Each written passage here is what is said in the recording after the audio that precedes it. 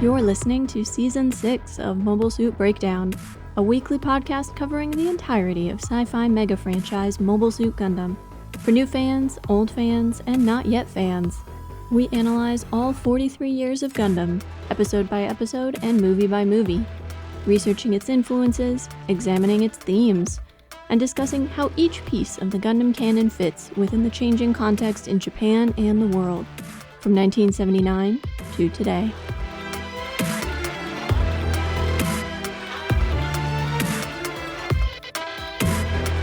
This is episode 6.11, Tour de Gundam, and we are your hosts. I'm Tom, a lifelong Gundam fan, and three-time runner-up in the Mobile Suit Breakdown Invitational Cup, the wackiest and most prestigious international auto race open exclusively to hosts of Mobile Suit Breakdown.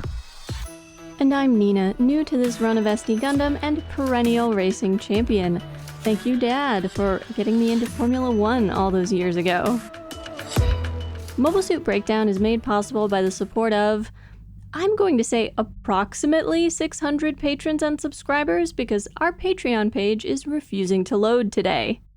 Thank you all, and special thanks to our newest supporter, Badith. And additional thank yous to a couple of returning patrons and patrons who increased their pledges.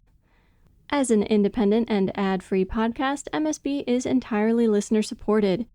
Links to all of the different ways to support us are on our website, GundamPodcast.com/support.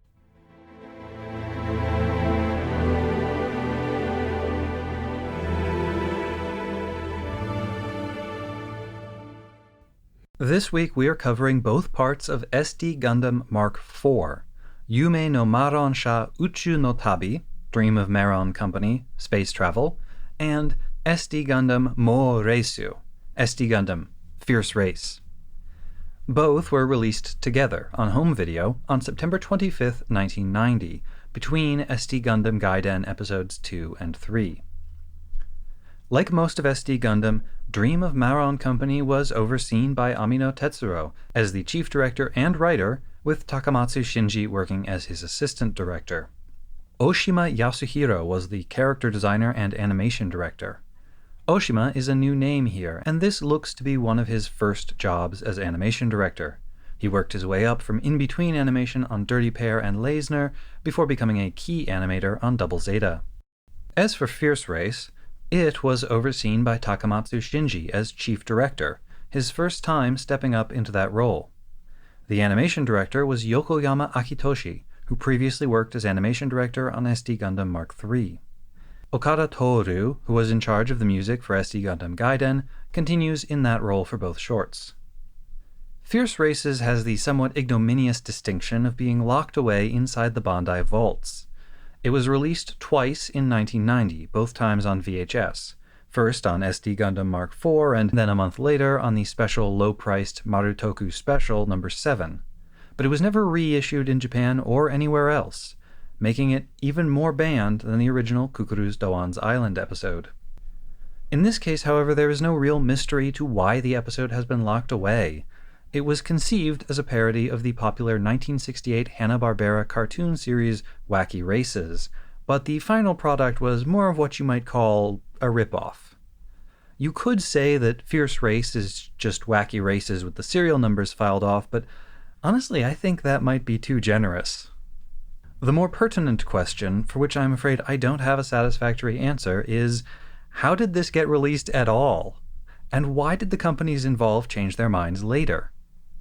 I don't know if Hanna-Barbera threatened them with legal action, or if it's just that some poor, overworked lawyer at Bandai only got around to reviewing the episode after it was released. I like to imagine them immediately bursting into flames at the thought of all that liability. Either way, it's time for Nina's recap.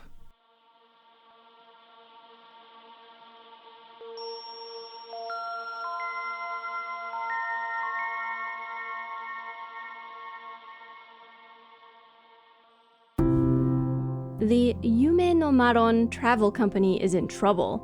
Ever since the shiny new Roman Travel Company opened next door, they haven't had a single customer. But tour guide Akagai manages to snag a few hapless travelers, and they finally have enough to run a tour.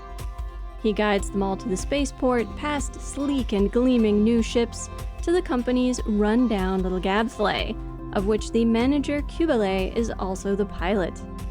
The group consists of the new Gundam, suspicious of every irregularity, the cool and easygoing Sazabi, the elderly, recently widowed Zaku-1, the leering but quiet Goof, and the growing larger by the moment Alpha Ajiru, who barely manages to fit through the entrance of the ship's passenger compartment, even with the other passengers pulling from inside and the tour guide pushing from outside. Launching without warning, the ship rockets up the mass driver, sending unprepared passengers smack into the rear wall. As they pass through their planet's atmosphere, the blackness of space is replaced by sparkling blobs of color. The guide and pilot try to pass it off as normal, but can't hide their growing panic, and their argument about what to do is constantly interrupted by the new Gundam's pointed questions, and the Goof, ignoring prominent do not enter signs to come into the cockpit and ogle the Kubele. Once the colors dissipate and the view of space outside the window returns to normal, there are new concerns. What is that colony? Where did those enormous mobile suits come from? And why are they shooting at the Gabflay? The Sazabi insists it's all fake, an entertainment put on for the benefit of tourists, but sounds as though he's trying to convince himself. Their ship withstands every attack without a scratch, but is rocked and jostled by the explosions, and goes careening through the atmosphere, crash landing in a river in the middle of the jungle, a massive battle going on around them. The Alpha Ajiru, growing all this time, is now straining the ship, threatening to burst it open from the inside. With a pop, her head punches through the hull. A nearby submarine takes her for a turret and fires torpedoes, destroying the ship and scattering the tour group. Doggedly, their guide takes his flag in his mouth, binds them all together with a bit of rope, and tows them to shore. Despite having no idea what is happening, he tries to describe the sights around them, only to be blown up, stepped on, or crashed into, as much larger mobile suits fight all around them.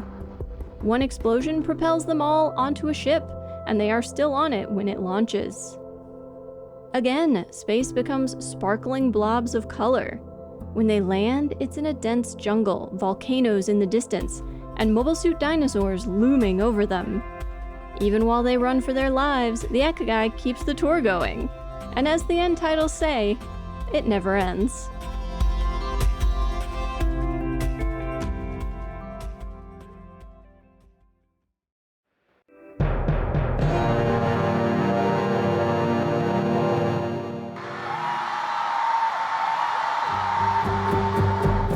It's a beautiful day for racing in the SD Gundam multiverse, and the teams take their places at the starting line while beautiful young women display the gleaming trophy and fabulous prizes that will go to the winner. First up, the Musha Gundam and Zeta in a traditional ox cart. Then the Night Gundam in the La Croix Coupe. Degwin and Rebel ride in the 10 million horsepower G3. Bright drives a gun tank with his new recruits team of Baby Jims. And child versions of Amuro and Char drive the Children's Special. They are followed by the Zagok and Gog in the Crazy Angler. Haman, 4, Ru, El, Chris, Puru, and Puru in the Gundam Gals 7. And the 3 Zaku brothers in their feudal tea house on wheels. Rounding out the field are the Nisei Gundam in the Nisei White Base, and Yazan and Gemon in the 00 machine. 3, 2, 1, they're off! The G3 stalls at the starting line and is forced to retire from the race. Barely underway, and the Zaku brothers are already celebrating certain victory, and what's that? The 00 has deployed the first of its dirty tricks, a fake crosswalk and traffic light. Every other car stops, but the 00 speeds through and takes the lead, dropping caltrops to keep the other teams from catching up. Musha team receives some outside help. The ninja Onmitsu leaps in and removes the hazards, but the 00 had a backup plan and drops another load of caltrops. Nisei Gundam tries to pick these up, but they're bigger than he is, and he and the caltrops are flattened by the gun tank, and he drops into last place. Despite stoplights, the 00 is driving through a railroad crossing and, ouch, that train came out of nowhere. I don't see how they can recover from an accident like that. Coming up next is Lake Luna 2, where the road splits in either direction before coming together on the far shore. You're not going to believe it, folks. The crazy angler has driven directly into the water. It's an amphibious car. They're making great time, and this could put them in the lead. The children's special has pulled over. Could it be car trouble? No, it's that do not touch sign and the rope it's attached to. Amuro-kun and Char-kun have found it impossible to resist. It seems the rope was attached to a cork at the bottom of the lake, which is now draining away and taking the crazy angler with it. The crazy angler is out of the race. Now on to Mount Grips, where, I can't believe it, the 00 car has caught up. While the rest of the teams navigate the tight switchbacks up the mountain, Yazan and Gemon use their car's spring-loaded grapnel to leap ahead. They've littered the road behind them with mines. But wow, every other car dodges the trap, and conscientious little Nisei Gundam picks up the mines and drops them out of the way, directly onto the unsuspecting 00 car. Hoisted by their own petard, folks, and once again they've lost the lead. On the way to the next stage, the road goes vertically up a cliff. Not a problem for most of these cars, but the Gundam Gal 7 is stuck until they find an elevator, and oh, the poor Nisei Gundam! Somehow it's managed to get in an elevator going down. Will he ever make it out of last place? At the top of the cliff, the teams are encountering snow so deep they have to tunnel through it, not to mention the Yeti. And they've come to the frozen lake. It's a treacherous drive, and the thick ice on the far side of the lake breaks up, dumping the 00 into the freezing water while the other teams make it safely across. Finally, the desert stage. In spite of all their setbacks, Yazan and Gemon are still in the running, and they've knocked down some rock formations to block the road behind them. Oh, but one of the pillars of rock fell the wrong way and has crushed their car. This is it, the end of the race. The three Zaku brothers are in the lead when, oh no! Their celebratory watermelon breaking has cut the feudal tea-house mobile clean in half. Bright's too close to avoid the wreck, crashes right into them. It's a pile-up, one car after another smashing to a halt. From last place, it looks as if the Nisei Gundam will coast to victory. There he goes, and it's a fake finish line. The race isn't over. The other teams are all carrying their vehicles, only the 00 is still driving. It's their race to lose. They hit their high-speed jet boosters, and that's it. That's the race. Yazan and Gemon are first across the finish line. And hopefully they can collect their prizes when they return. Their jets took them straight past the end of the course and into space.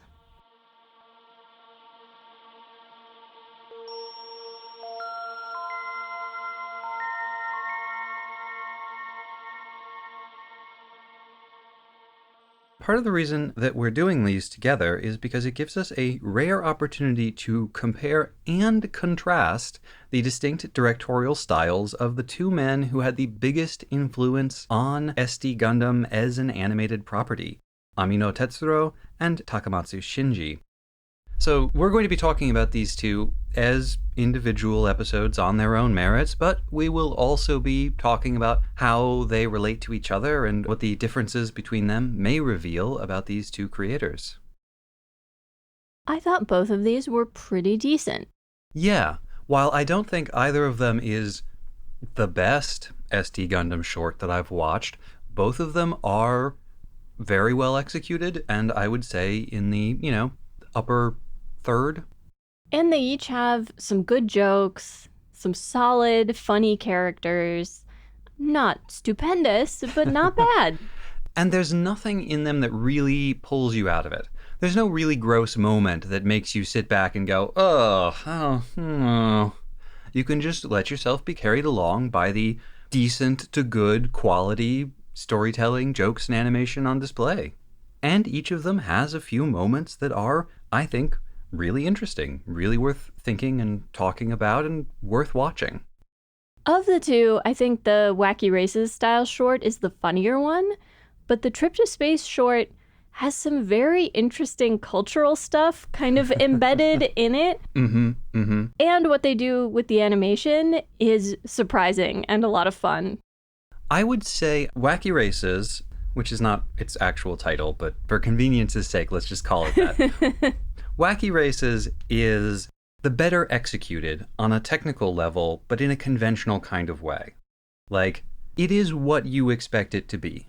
From the beginning to the end, they sort of establish in that opening the kind of short it's going to be, and then it just is that. The scenes last the amount of time that they feel like they ought to last. The cuts between shots, the cuts between scenes are in the right places. Whereas Maron Company is a little looser, a little weirder.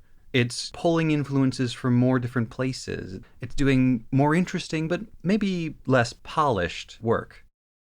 We'll come back to the second of the two shorts, but it's interesting to me that you felt like it was less polished in the space adventure one, because a major aspect of that short is the inclusion of all of this new animation in the style of the animation in 0080, which looks, to me, a lot more polished than much of the other animation in either of these shorts.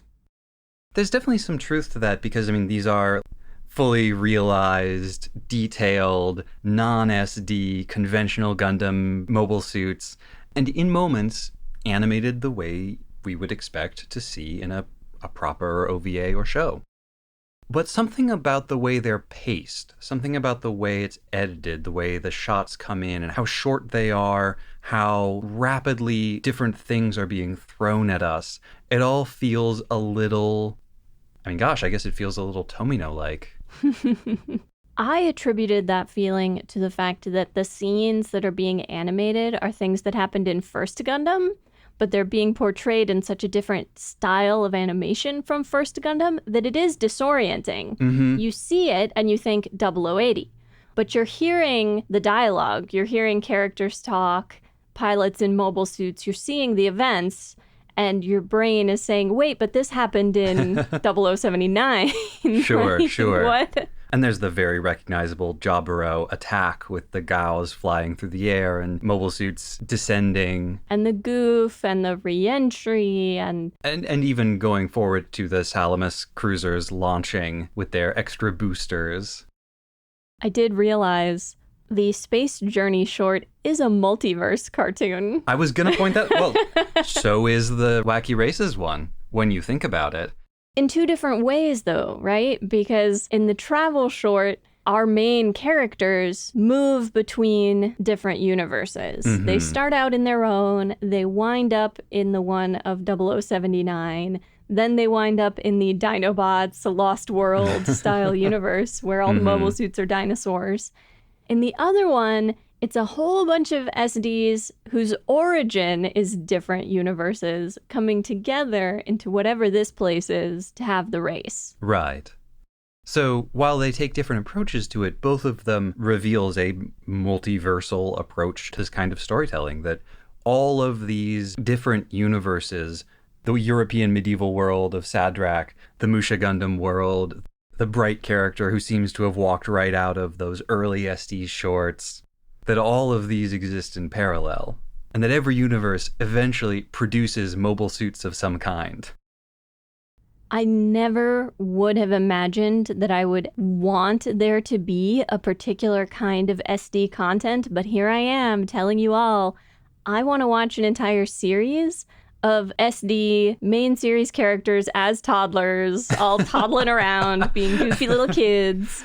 It's like Muppet Babies, if any of you remember that cartoon, which was Muppet characters, but all of them animated as toddlers, running around having little toddler adventures. But this is the one of Amuro and Char in the children's special, like as little kids driving around in their like little convertible. Yes, it's so good. It's adorable. Pulling on the string that says "Do not pull," because what else would children do?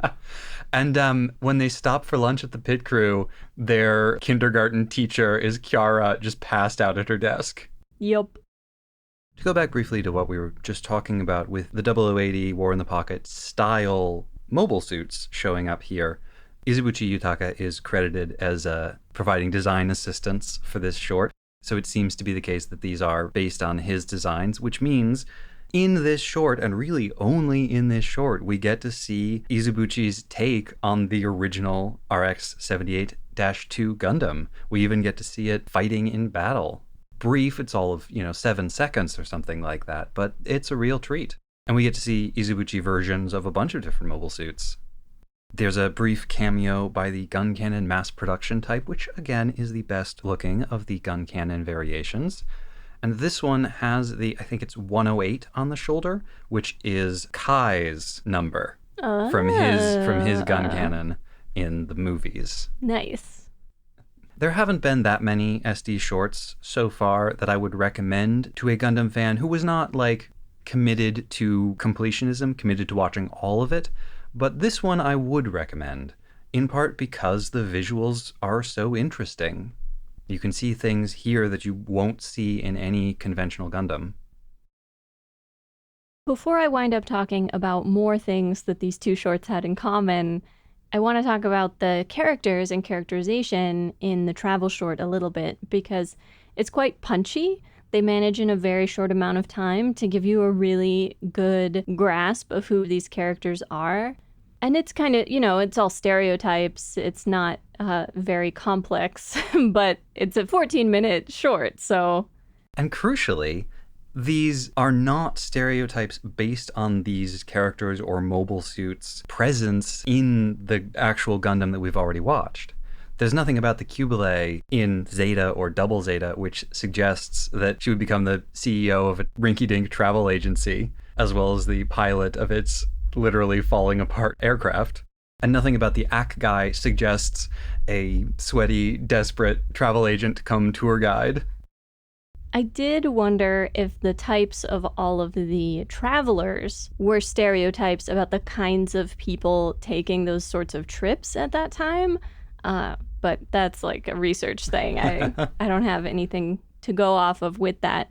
But they made the Cubile exaggeratedly feminine. She's got lipstick and bright red nails and bright red high heels. Speaking of the Cubile's design, I do want to mention they've drawn the Cubile with just one eye, right in the center, which is a common mistake people make about the Cubile. The Cubile is not actually mono-eyed.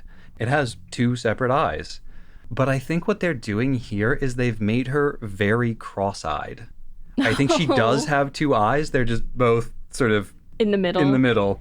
She does wear, again, bright red cat eye glasses.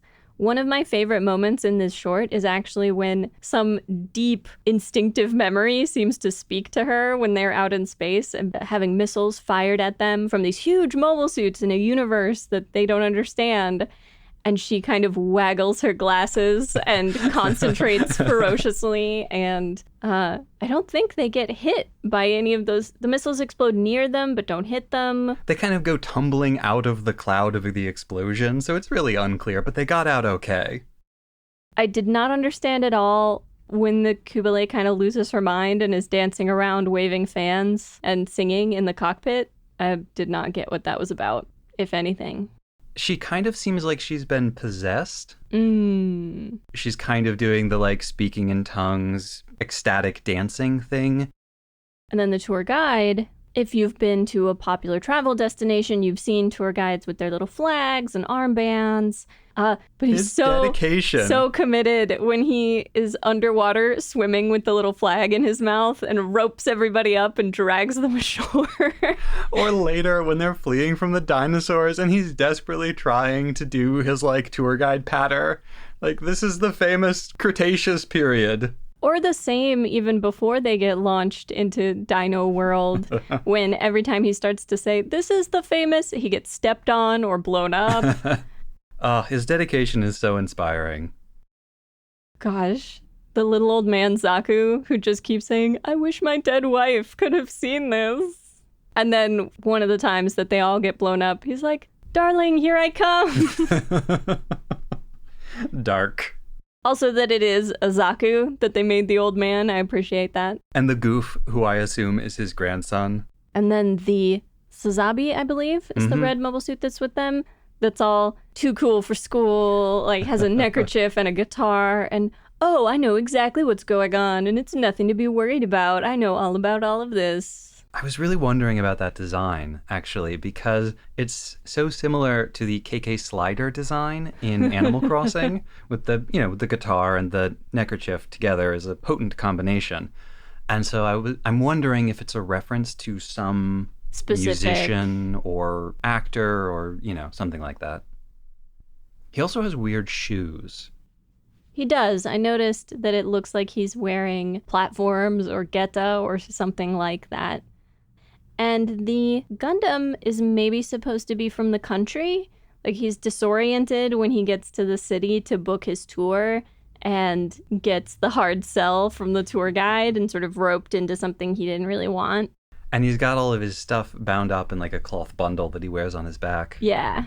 That's the new Gundam, voiced by Furuya Toru, aka Amuro's voice actor. The Sazabi is not being voiced by Char's voice actor, but the Ak guy is. Ha! In an unexpected performance from him. The Alpha Ajiru is the weakest of all of them. It's clearly feminine. They give her lipstick and a very exaggerated hand position when they're headed up to the ship that feels very feminine. Mm-hmm. And she seems to be like a young teenage girl, like Quest was. I did wonder if the joke where she's still growing and she just keeps getting bigger and bigger inside this ship was possibly a reference to something either in Splat books or with Gunpla or even in the animation where the relative sizes of mobile suits is maybe not always very consistently portrayed, or if there were a trend to keep making the Alpha Ajiru bigger and bigger relative to other mobile suits, whether within the movie or in various sort of side documents talking about its size. Not that I'm aware of, but that does sound kind of plausible. I mean, it's better than just like, haha, it's funny when women are large. Definitely. And as I'm thinking about it, I am actually remembering that I think Izubuchi said in an interview that when he designed the Alpha Ajiru, he kind of decided to make the Alpha Ajiru a giant mobile armor on his own because he thought the movie should have a giant mobile armor in it. He had not actually been instructed to do that. So maybe there is something to this little theory of yours. When I mentioned cultural things about this short, from the beginning, we get wordplay based off of loanwords. Roman is short for romance, but it can mean a romance like romantic, but it can also mean romance like adventuresome, which is a pretty good name for a travel agency, like romantic and adventurous, but that we will probably see more and more use of foreign loanwords for coolness factor. It also has a sign on the outside that says traberu for travel. Like, there is a Japanese word for travel that they could use, but they say traberu instead. And you're talking about the tourist agency that is next to the one that our characters actually end up going with. The big, fancy, glitzy Roman travel agency. The one that seems, to my eye, very obviously part of the construction boom of the 80s. Mm-hmm. A very contemporary, shiny, new building. And they've got a big line of people out the street, and it's to the Roman travel agency that the new Gundam is intending to go. Right up next to it, almost being knocked down by its neighbor, we have the much older building with the tile roof and the weather vane and the wooden props holding it up. And when they try to make it fancy, all they can really do is stick lights on the outside or change the signage a little. Really, we are talking about this thirst for newness in Japan at the time, all of the new construction, that everybody wants whatever is shiny and gleaming. They don't want to go to the old-fashioned places. The old one is called Marron Travel Agency. Marron is French for chestnut. Again, there is a Japanese word for chestnut, and they don't use it. But we've seen a lot of these sort of syllable swap wordplay jokes in the SD Gundam shorts. So Marron and Roman are just close enough. Yep. And if you're familiar with, say, Roman albums, which are these collections of essentially behind-the-scenes production art for anime series, usually, The Roman in Roman album is romance, from French and meaning adventure. You may be familiar with some other Japanese media that includes Roman in it, and yes, that also means romance in that context. I will not explain. Moving on, there's also a funny bit of wordplay over the word beacon, which sounds like bacon, and involves the new Gundam saying the phrase, "Release the bacon!" Send out the bacon already! Bacon! Bacon! So good. Love it. When they are under attack, the Sazabi says something like, "Oh, this is a show. This is the provided entertainment," which struck me because I don't know that it was ever a very popular series, but I really loved this anime called Bodacious Space Pirates. Oh, I have a conspiracy theory about this, but please continue. I can't explain the entirety of Bodacious Space Pirates, but one of the plot points in it is that there are space pirates who get paid by cruise ships to attack the ship and hold people hostage and have a sword fight, and basically because it's exciting and fun and everybody knows it's fake and nobody's really gonna get hurt, which I always assumed was completely fake, but now the Sazabi also mentions our being attacked is not real, it's for entertainment. And now I'm wondering if this was a real thing. I'm wondering that too. When I said I had a conspiracy theory, the word in the title that gets translated as bodacious is moretsu, which means like energetic, passionate, fiery, fierce, crazy. The word in the title of the prior short that gets translated as fierce or wacky or fiery is mo. It's the same kanji as moretsu. And in full, the title of that other short is moresu. Well, it's actually Tiki Tiki SD Moresu. Listen, or you. whatever. Anyway. The fact that on this one VHS release, you have an episode called Moresu and another episode about going on a space tour and getting attacked and thinking that it's just part of the service. And then somebody made an anime about that later thing called Moretsu. I don't know, seems a little fishy, seems a little suspicious. I'm connecting the dots on my corkboard with red string. It all leads back to SD Gundam. All of it. All of Japanese culture for the last 30 years. This is a very silly, very small thing, but before we move on to the racing short, can you guess the other thing that I noticed in the space travel short? Was it that the keep out sign on the door of the Gabflay's cockpit is intentionally spelled wrong, so it's keep uat? No. It was the accent of the guy doing the countdown at Jaburo. Oh, this is a good note. We should note this. Because there are times in Gundam where they have somebody speaking actual English, which is always interesting because the general assumption is that everyone is speaking English in the Universal Century. Yet, the existence of diegetic English in the story of somebody speaking English, which is clearly a different language from what everybody else is speaking, strongly suggests that's not the case. This is one of my personal... pet peeves? Not a pet peeve. This is just one of my personal areas of interest in the sort of Gundam canon, is poking at these linguistic inconsistencies. So I'm going to keep doing it. I hope you don't mind, listeners. I'm not going to stop. Luckily, it doesn't happen that often. Here's another thing I like to point out. They're reusing that CGI colony footage from Char's counterattack once again. We need a counter, I realized. It's too late now to go back, but... how many times will they reuse this footage? I'm just picturing some Bandai executive who's like, we spent such and such many millions. I guarantee you that happened. We are going to use that footage anywhere we can forever. I feel like there's an interview with Takamatsu of 0080 where he basically says, yeah, we already paid for it. Why not keep reusing it? As I mentioned for the travel short, One of the things these two shorts both do is some pretty great, very succinct and pithy characterization of their various characters, which is quite easy to do in the race format because you just cover each one as they drive along in front of you. And the Wacky Races Hanna-Barbera inspiration is on full display here because they draw very broad, very arch characterizations, and then they have a limited number of character traits, and they show them off every time they're on screen, and the announcer, every time they're on screen, says their name, says their number, says what kind of car they're driving.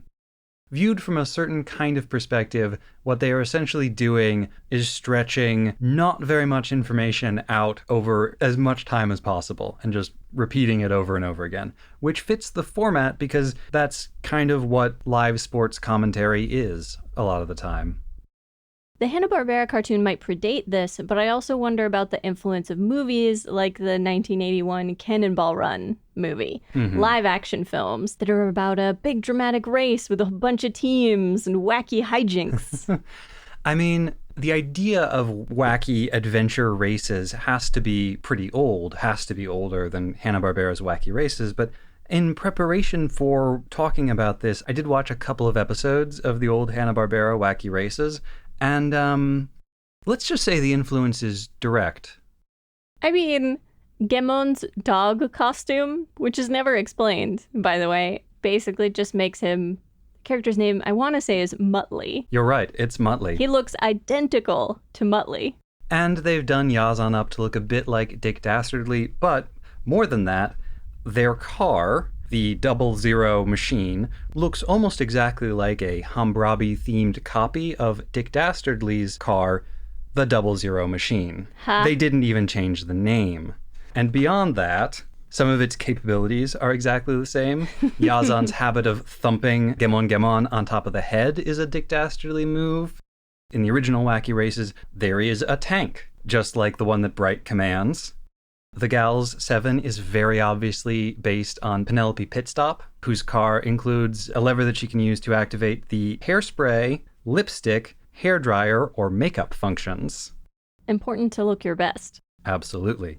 The G3 looks a lot like the car driven by Peter Perfect. Being blown up by her own bomb happens repeatedly in the first couple of Wacky Races shorts. Like, the first time I watched the SD Gundam Wacky Races, I hadn't actually seen the Hanna-Barbera one. And so I was like, well, I know that this is meant as a parody. Maybe they're being overly cautious in locking it down and refusing to re-release it. But then after watching the original, I think that maybe they've made the right decision.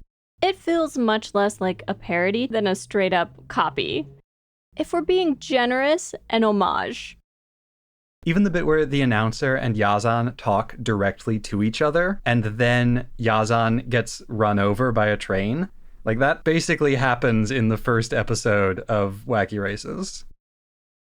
A lot of the jokes are about repetition. I mean, a lot of jokes work because of humorous repetition, but so much of what gets Yazan and Gemon is they'll play a trick once and it works for them, and then they do it again and it backfires. Or something along those lines. They deploy the fake crosswalk and traffic light, which they run to get ahead of everyone. But then when they try to run the railway crossing, they get hit by a train. That's a good point. They use their little spring-loaded grapple to leap ahead of everyone on Mount Grips. But then when they try to do it again, they pull a mountain on top of themselves.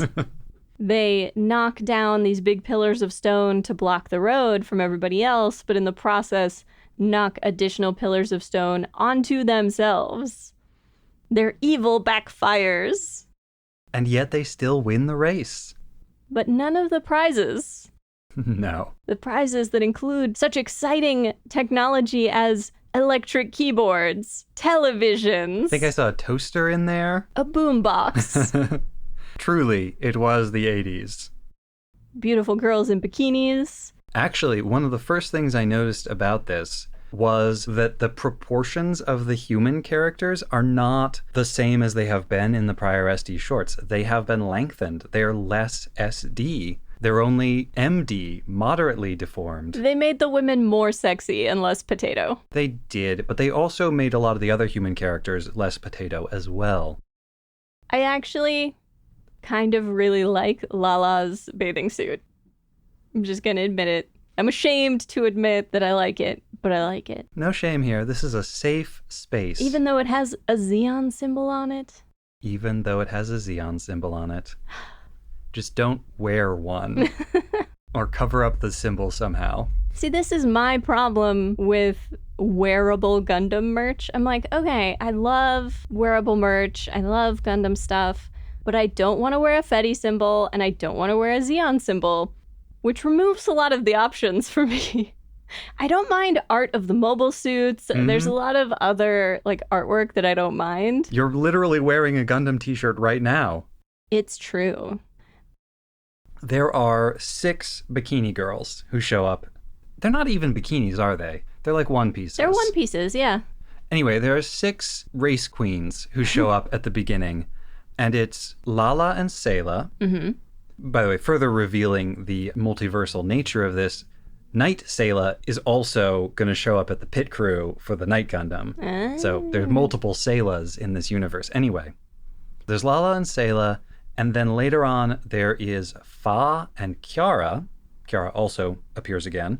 But there's the 2 women who are holding the cup. They're very distinctive designs, and I have no idea who they're supposed to be. Me neither. I noticed that. I don't think they're from any of the animated Gundam so far. New characters. I was wondering if they were manga originals or something like that. I tried to look for any information about them on the internet and couldn't find any.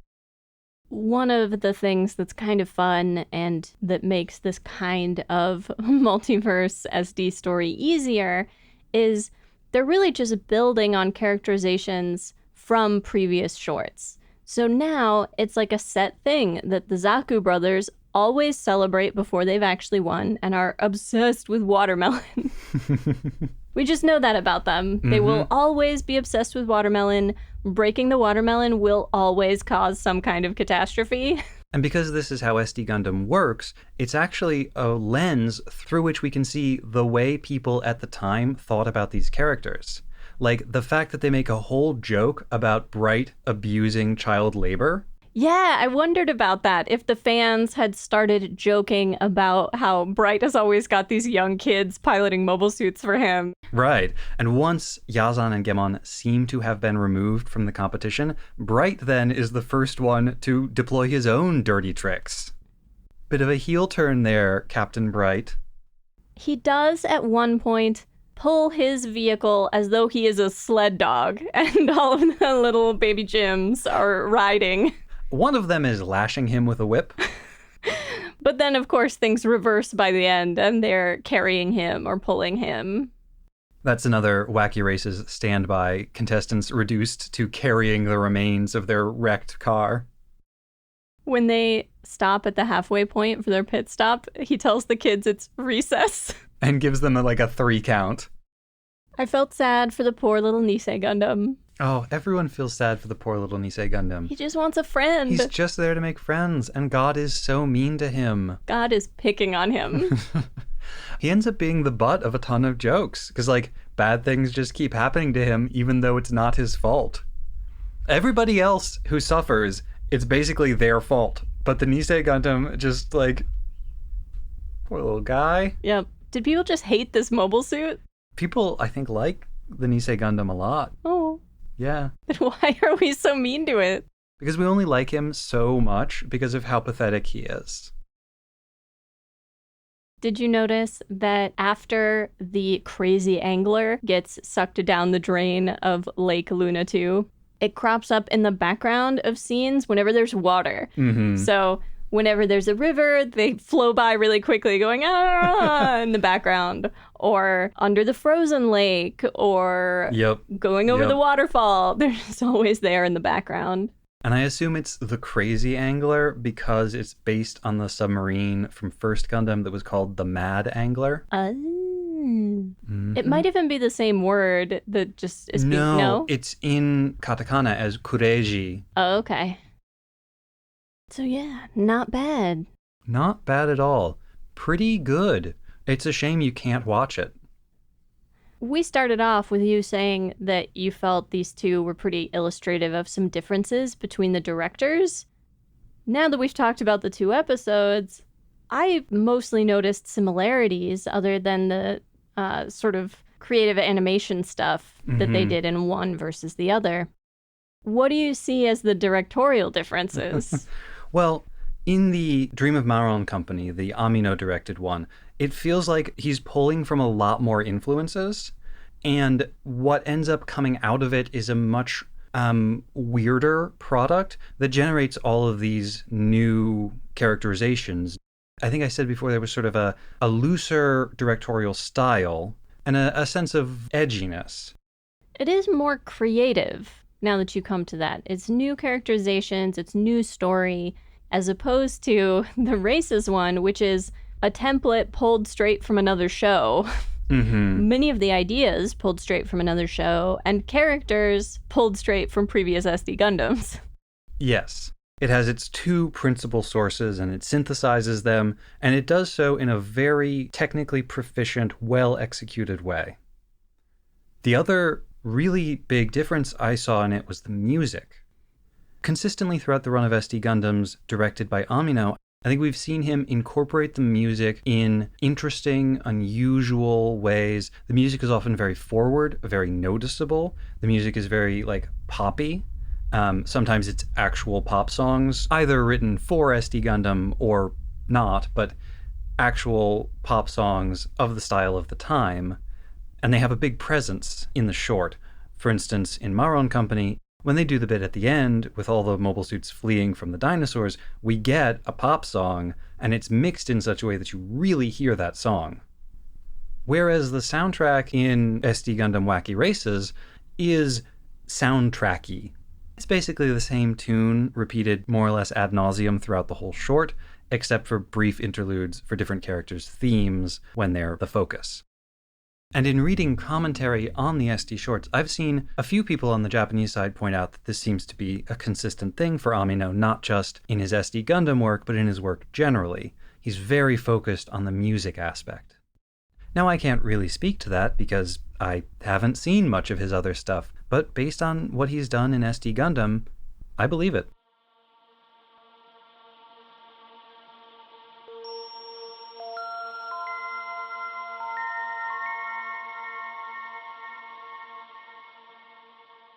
We did some poking around after the fact, and the live-action films The Great Race and Those Magnificent Men in Their Flying Machines, both of which have plots structured around races, came out before Hanna-Barbera's Wacky Races.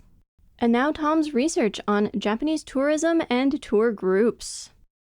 Tour groups like the one that appears in the Dream of Maron Company are ubiquitous at popular destinations around the world.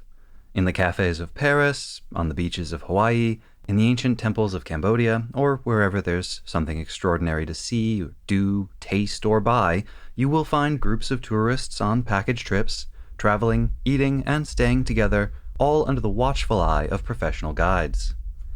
That these groups are usually organized along national or linguistic lines hardly needs to be mentioned.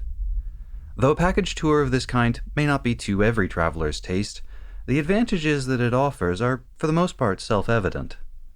Unsurprisingly, populous and rich countries send the most tourists abroad. The United States, China, Germany, France, Canada, Korea, Japan are all major sources of tourists, with Chinese tourists in particular spending more than $277 billion abroad in 2018 alone. That is more than the tourist spending from the United States, the United Kingdom, and France combined. Japanese tourists spent a comparatively modest $20 billion in 2018. But the situation was quite different when the Dream of Maron Company episode was made. In the early 80s, as the American economy fell into a prolonged slump and the new Reagan administration fumbled its response to the deepening recession, Japan's economy continued to soar. Japan had been an attractive tourist destination ever since the end of World War II. But starting in 1964 and continuing through the following decades, increasingly well-to-do Japanese had begun traveling overseas themselves. In 1970, the New York Times published an article that begins, They, meaning the Japanese, are all over the United States these days, in the glittering casinos here, on top of the Empire State Building, at the bottom of the Grand Canyon, in the boiling surf at Waikiki. No vacationing family of 5 from Omaha ever carried so many cameras. No Manhattan sophisticate ever worried so much about his choice of restaurants. And no Southern gentleman was ever so courtly or polite. The article also observes, to the evident amusement of the writer, these Japanese tourists' unusual practice of taking photographs of one another standing in front of famous sites, so that they could show them off back home. Per the article, 184,000 Japanese travelers visited the United States that year, 1970, 4 times the number from just 5 years prior. The U.S. Commerce Department anticipated that there would soon be more Japanese tourists visiting the U.S. than any other nationality. This must have been a pleasing thought at a time when economists, politicians, and businessmen were beginning to worry about the balance of trade between the two nations. Just 3 years later, that prediction came true. In the first half of 1973, more than 289,000 tourists traveled from Japan to the U.S., more than from any other nation. Even then, there was a tendency to travel in groups.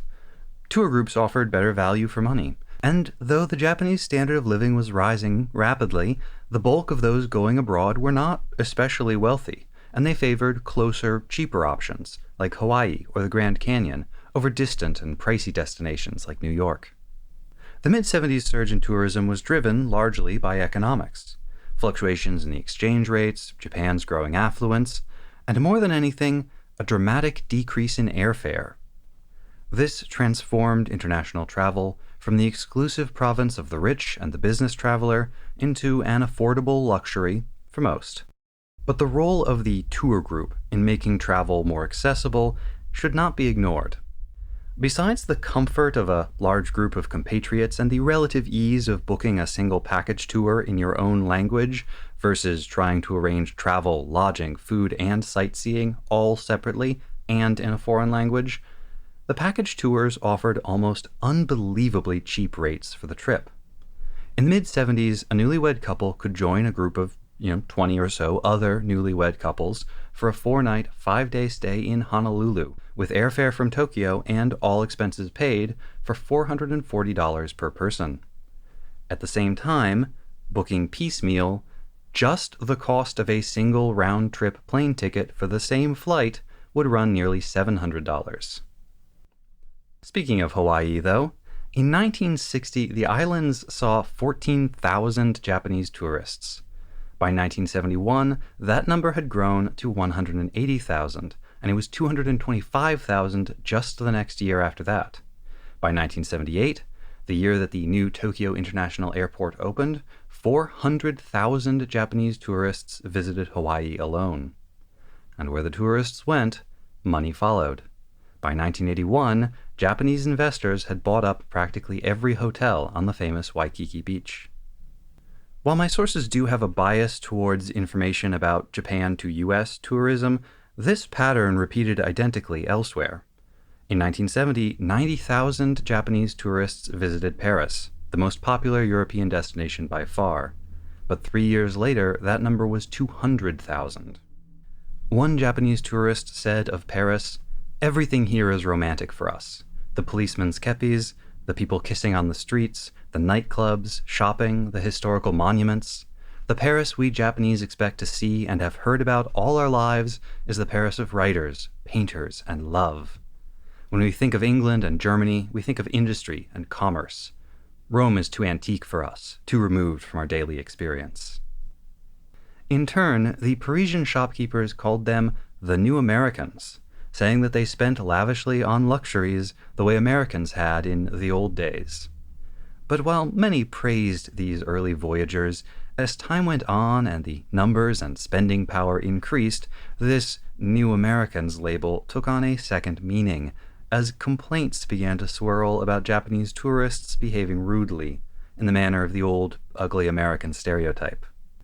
You can detect a rising sense of alarm in the way the newspapers talk about Japanese tourism, mixed in with excitement, greed, and resentment.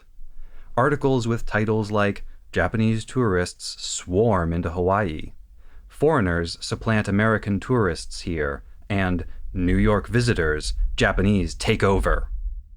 That last one opens with an anecdote about famed luxury purveyor Tiffany's training its staff in basic Japanese, and has some charming notes from the tourists themselves about what it is that they want to do in New York.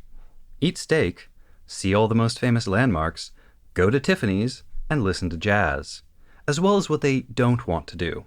Ride the subway, eat at the kind of small neighborhood restaurant a New Yorker might actually recommend, and leave Manhattan. Although some Japanese guidebooks at the time did allow that Brooklyn, at least, was worth a visit if you happened to be a hardcore devotee of the movie Saturday Night Fever. Another article notes that Saks and other premium department stores had deployed a cohort of bilingual staff dressed in kimono, dedicated exclusively to dealing with their Japanese customers, although that anecdote is sandwiched in between grumblings about modern-day Japanese invaders buying up all the Mexican opals that by rights ought to be adorning New York necks, racist musings about the Japanese national character, and a few casual homophobic slurs. Feels very much part and parcel of all of the fear-mongering about Japanese companies buying up real estate in the United States and the dominance of the Japanese economy, cyberpunk, and movies like Rising Sun. Absolutely. Tourism dipped in the early 80s, but it came roaring back in the mid and latter parts of the decade. The dollar was weak, the yen was strong, the bubble economy was inflated, and there were great numbers of increasingly affluent young people with few attachments to weigh them down. Many of the tour groups noted by late 80s observers were full of young, single women, gainfully employed and living at home with their parents. They had plenty of disposable income to spend, and many opted to spend it on airfare to New York, necklaces at Tiffany's, and steaks at or near a jazz club, but not on subway tokens. In 1988, a week-long package tour of New York with airfare and hotel accommodations cost around $2,700. A young woman working as a secretary or office lady might earn about half of that in a month, but if she couldn't afford the outlay up front or did not want to save up for it, she could simply avail herself of a low-interest traveler's loan, paying only 10% of the cost of the trip up front. In 1989, driven perhaps by a sudden vogue for jazz in Japan, tour groups began venturing north into New York's Harlem neighborhood, booking blocks of seats at the Apollo Theater, tables at Sylvia's, and sitting in the pews at gospel churches. This was a remarkable shift. Harlem had a reputation in the Japanese popular imagination as, and I'm quoting here, the epitome of all that is dangerous and hopeless about urban America. But for the tourists, that sense of adventure was part of the appeal. One tourist said, with evident pride, most people wouldn't come here. They would be afraid. But I thought, by all means, I'd like to see it once. Of course, the reality was a different matter, and some seemed a bit disappointed to discover that the neighborhood was not actually that dangerous. It was just a black neighborhood. And I have to take a brief digression here to revisit War in the Pocket. After we finished covering the series, I found myself going back to look carefully at the backgrounds of the Libo or Rebo colony where most of the action occurs. In a few scenes, there are unmistakable references to stores in Harlem.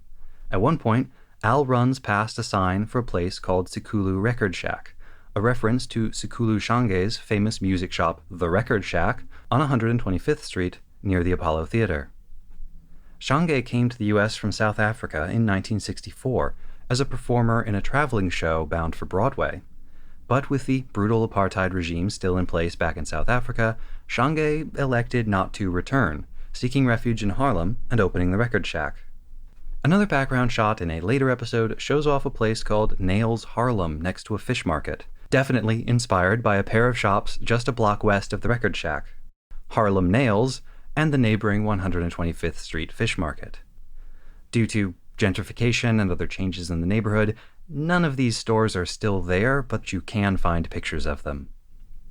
When I first saw these, I assumed that the background artists for 0080 must have consulted a book of New York City street photography when they were designing the colony. But now, after learning that there was a vogue for visiting Harlem, and specifically the Apollo Theater, just exactly when 0080 was being made, I wonder if someone on the staff was in one of those tour groups and took photos of the street themselves to use as references later.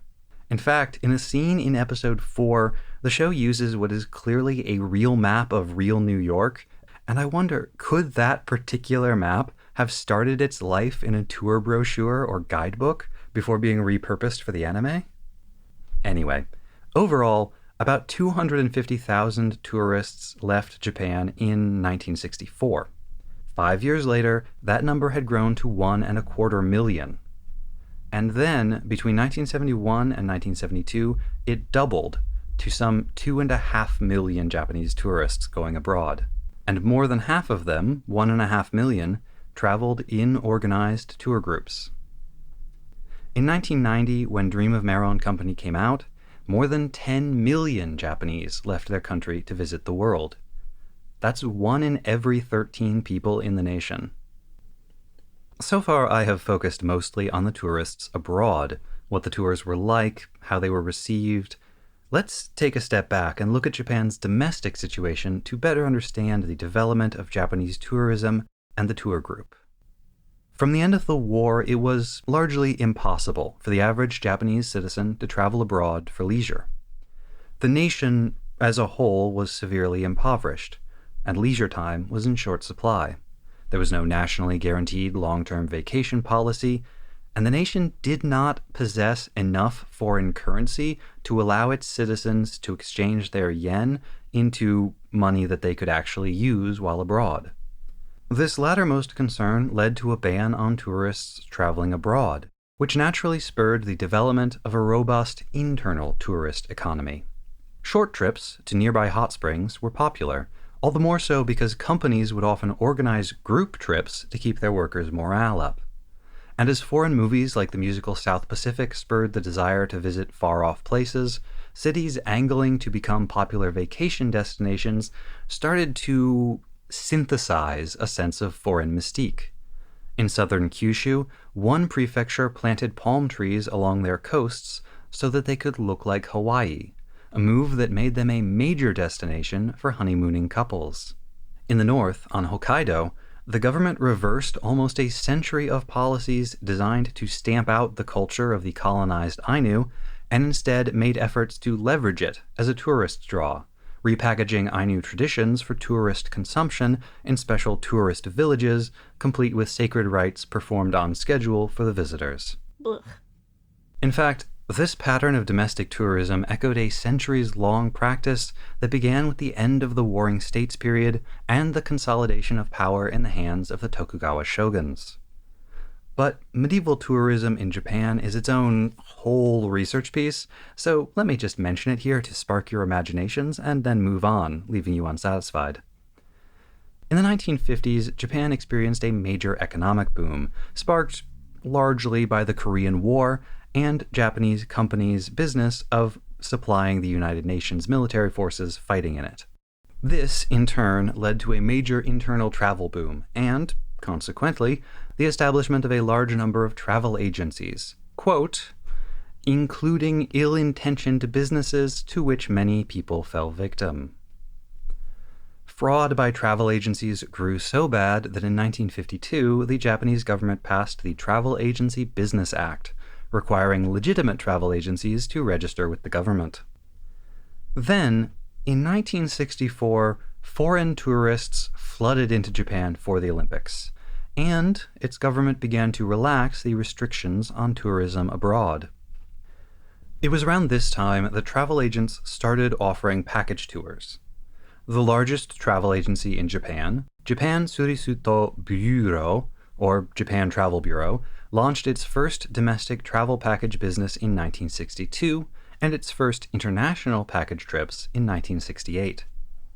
It seems likely that other smaller companies beat them to the punch on this, but JTB's industry-defining presence means that we can use these as useful markers for when the practice moved from the niche to the mainstream.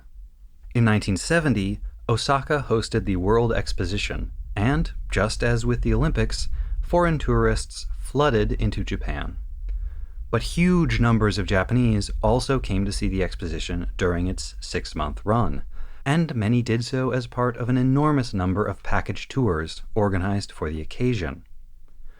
According to one source, it was this event that cemented the package tour in Japanese tourist culture as the cheapest, easiest, and most popular way to travel.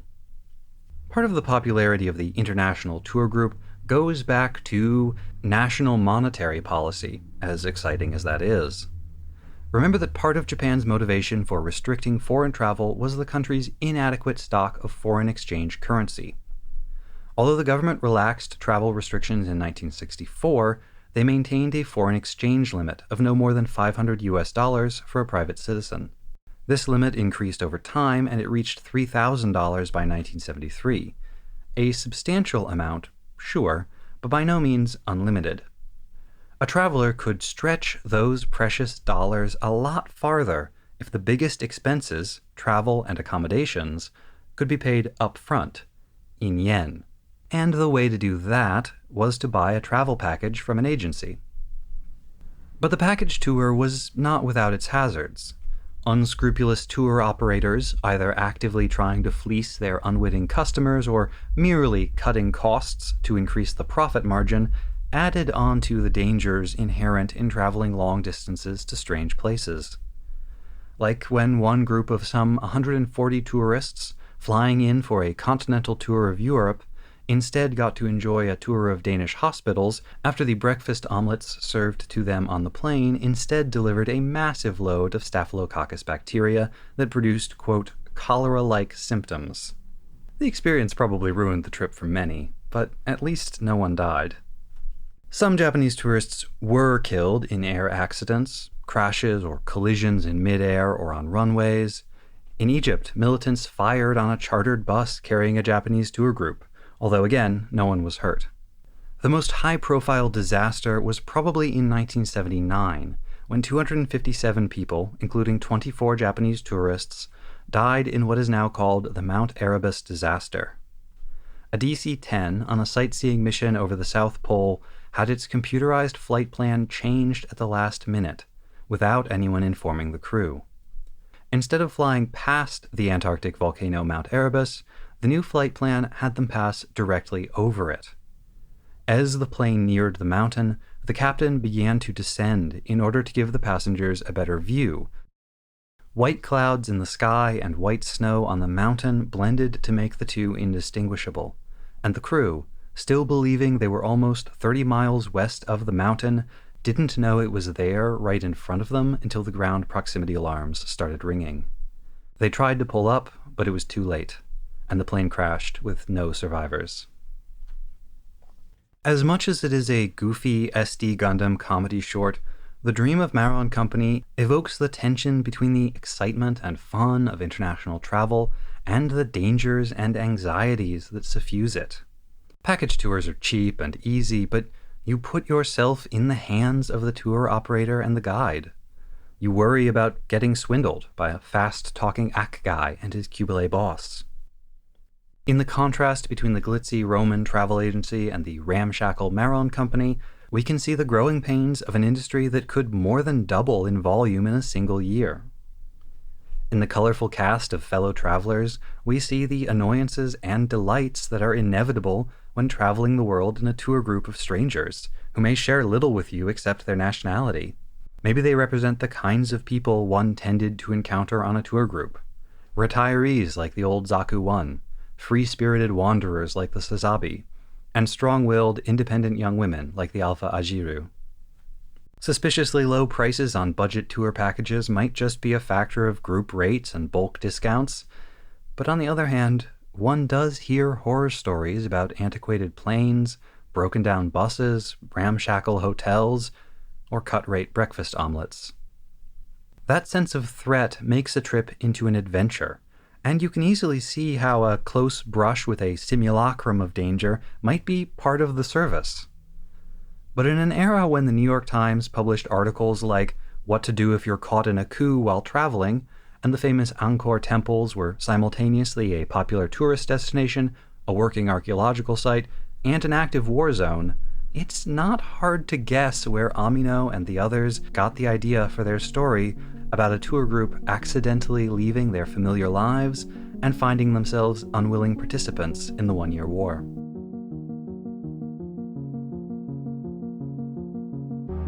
Next time on episode 6.12, they're just little guys. We research and discuss SD Gundam Mk IV, Hakobiya Rigiji no Kiseki, all 3 parts of Pikirienta Poresu, and the cutest fights and best color scheme. Summoning Circle. It's just emotion. Untranslatable. My favorite mobile suits are pretty obscure, you probably don't know them. Oops, all ghosts. Boppin 2, Revenge of Ufu Ufu. Bling, bling. SD Gundam says the rich are all tax dodgers. Why does the Hyakushiki have a tongue? And a cat in an unexpected place. This served no purpose, but nevertheless.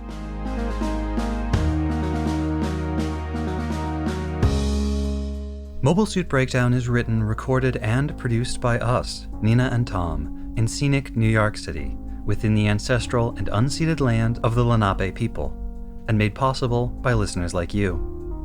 The opening track is Wasp by Misha Dioxin. The closing music is A Long Way Home by Spinning Ratio. The recap music is Olivia by Hyson.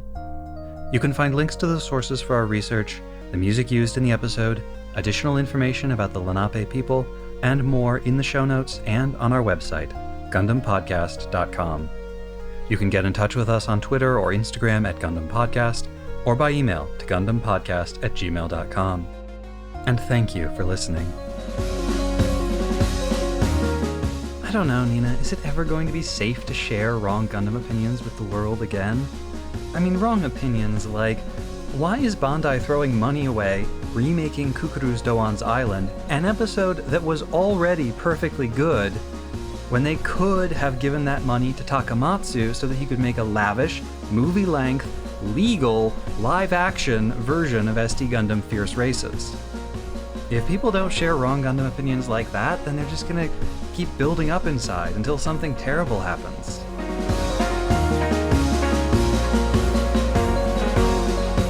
Oh, what a week, listeners. Catastrophe upon catastrophe. Yeah, that's when you say, Nina, it's Tuesday. Captain, it's Tuesday. Captain Nina's daughter, it's Tuesday.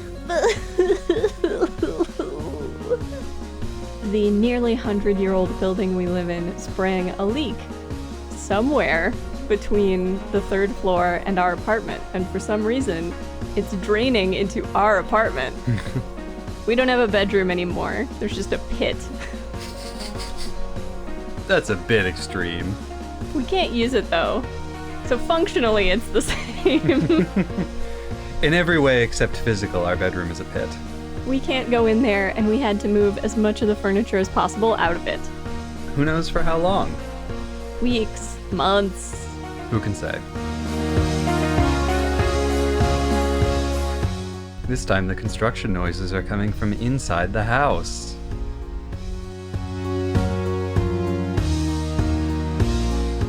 Oh, I'm sorry, I've ruined things for you. Everybody says their own name like their Pokemon. Some wacky races going on the street outside.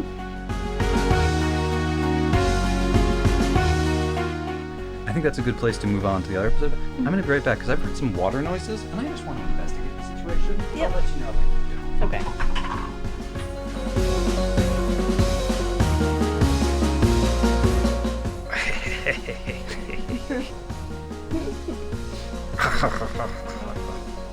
All right.